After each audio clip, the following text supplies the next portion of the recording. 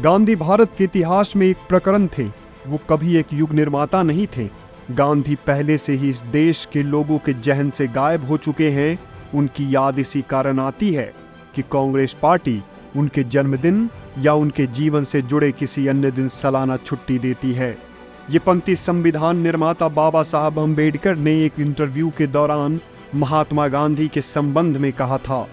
भारतीय इतिहास के पन्नों पर गांधी और अम्बेडकर के बीच की अदावत की कई कहानियां मोटे अक्षरों में लिखी नजर आ जाएगी। महात्मा गांधी के विचारों से आजादी की लड़ाई लड़ रहे कई स्वतंत्रता सेनानियों में असहमति का भाव था। उन्हीं में से एक थे बाबा साहेब अम्बेडकर। बाबा साहब मानते थे कि गांधी का रवैया दोहरापन से भरा हुआ है। एक इंटरव्यू के दौरान बाबा साहब ने महात्मा गांधी पर आरोप लगाते हुए कहा था कि गांधी हर समय दोहरी भूमिका निभाते थे।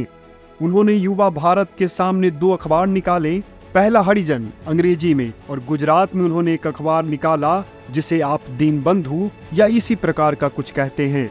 अंग्रेजी समाचार पत्र में उन्होंने खुद को जाति व्यवस्था और अस्पृश्यता का विरोधी और खुद को लोकतांत्रिक बताया। लेकिन अगर आप गुजराती पत्रिका को पढ़ते हैं तो आप उन्हें अधिक रूढ़िवादी व्यक्ति के रूप में देखेंगे। वो जाति व्यवस्था, वर्णाश्रम धर्म या सभी रूढ़िवादी सिद्धांतों के समर्थक थे। दरअसल किसी को गांधी के हरिजन में दिए गए बयान और गुजराती अखबार में दिए गए उनके बयानों का तुलनात्मक अध्ययन करके उनकी जीवनी लिखनी चाहिए। दरअसल बाबा साहब को हमेशा यह लगता था कि गांधी छुआछूत की बात सिर्फ इसलिए करते थे ताकि अस्पृश्यों को कांग्रेस के साथ जोड़ सके। वो चाहते थे कि अस्पृश्य स्वराज की उनकी अवधारणा का विरोध न करे। गांधी को लेकर बाबा साहब हमेशा आलोचनात्मक टिप्पणी करते रहे।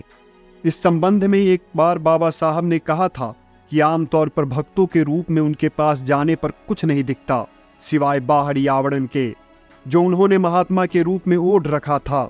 लेकिन मैंने उन्हें एक इंसान की हैसियत से देखा, उनके अंदर नंगे आदमी को देखा। लिहाजा मैं कह सकता हूं कि जो लोग उनसे जुड़े थे, मैं उनके मुकाबले गांधी को बेहतर समझता हूं। बाबा साहब ने तो एक बार गांधी को महात्मा कहने से भी इनकार कर दिया था। बाबा साहब हमेशा दलितों को समाज में हक और इज्जत मिले, इसकी लड़ाई वो लड़ते रहे। इसी कारण उनका कई बड़े लोगों के साथ भारी वैचारिक मतभेद भी रहा। लेकिन जब आजाद भारत के पहले मंत्रिमंडल बनाने की बात आई तो महात्मा गांधी ने ही अम्बेडकर का नाम बतौर कानून मंत्री आगे रखा, क्योंकि गांधी जानते थे कि अम्बेडकर पूरे संविधान सभा में सबसे पढ़े लिखे व्यक्ति थे।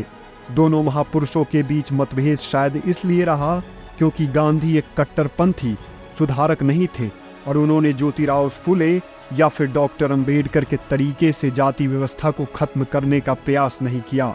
लेकिन सच ये भी है कि गांधी दलितों को मुख्य धारा में लाने के लिए कई प्रयास किए।